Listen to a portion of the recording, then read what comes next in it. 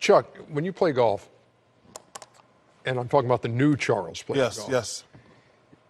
There are certain holes you get to when you're playing, even if it's a course you play all the time. Yes. And there's like a certain hole. Oh, when I get to 15, and you're thinking about it for 4 holes, that water on the right gets me every time. I put it in there about 15 times.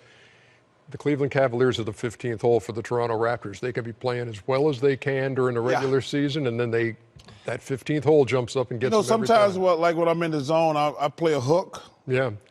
It's like when you need to play a fade, but all you hit is a draw. Shout out to Jason Duffner. Jason plays, he plays a cut also. Yeah. Psychologically, after game 1, they were done. Ernie, remember what I said when we said get ready for game 1? I said I would never say a team has to win a game 1, but the Toronto Raptors had to win game 1. And the way they lost it. In overtime with all the misses and everything else. No, just losing the game because they were still shell-shocked in game 2 because they got beat down in game 2. And then they tried to show some pride in game 3, and then they quit again tonight. I'm just disappointed. I really am because I like their players, I like their coach, but to come out and just get dominated 2 games, just like quit basically in 2 games, when you're the number 1 seed, they've lost this team 10 straight times, man, in the playoffs. That's crazy. Sometimes I think a team just has your number. After game 1, I don't know if the media asked them this question, but they were talking about, no, they're not in our head, no, we're not scared, we're like this, which meant to me that they were still thinking about it. And, game 2, they came out and played nervous basketball. They lost that, and, their backs were against the wall. LeBron did what he did. Played pretty good game 3, but I think LeBron, when he hit that shot off the glass, he just but they were done after game 2, Shaq. He just took their Once they lost them first 2 at home, they weren't going to come But back. I told you this, that Toronto wasn't ready. You know what? I told you I'm this man before. enough to admit, I said, this is not this. You said, this is the same old rep. I said, no, it's not. They're new and improved. But you know what? Hey, you got to be man enough to admit when you're wrong, and I was 100% wrong on the Raptors. I mean, we the North. We the North. I mean, we could go over all of the energy level, the strategic things that they did incorrectly, and we do that. We could have a laundry list of things and go, oh wow, it's after the fact, of course.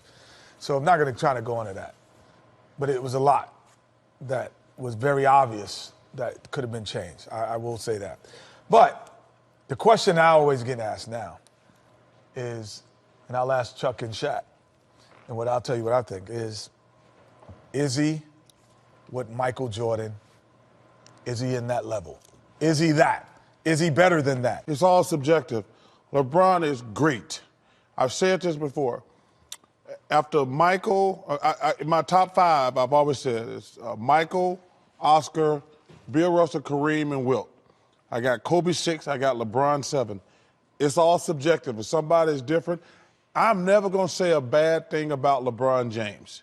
I'm never going to say he's one of the greatest I've ever seen. But all this stuff is just talk radio to me. Yeah. Like these guys. But this is the conversations that they're not real. But you ain't got but they're not real conversations because obviously the guys didn't play against each other. Chuck makes a great point.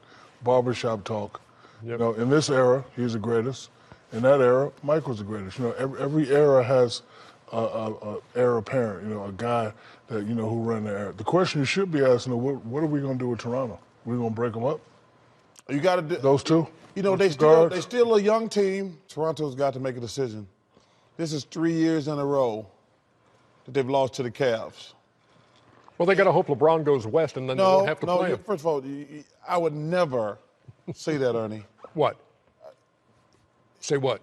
I would never say, as a player, you can ask Kenny this, or you can ask Shaq say this. I would never, as a player, hey guys, we ain't gonna win. This guy leave. I said it in jest. No, I know that, but I'm saying, but also, you know what they got? People are saying that for real. But you know what? You know what they got? They have to sit down and make an honest, like, are we good enough? What we need to work? Because you look at the future. Forget what LeBron's gonna do. I hope he stays in Cleveland. I already said that. But now you got the Celtics, and you got the Sixers for the next 10 years, and possibly the Bucks. If they're not in that conversation. Young team. No, they're not as good as. No, they're not nowhere near. But right now, Boston and Philly. Let me tell you something. Oh, you know what's a great conversation we should have right now?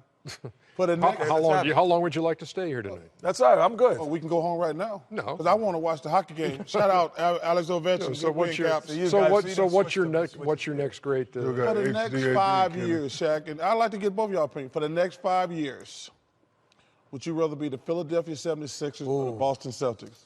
Ooh.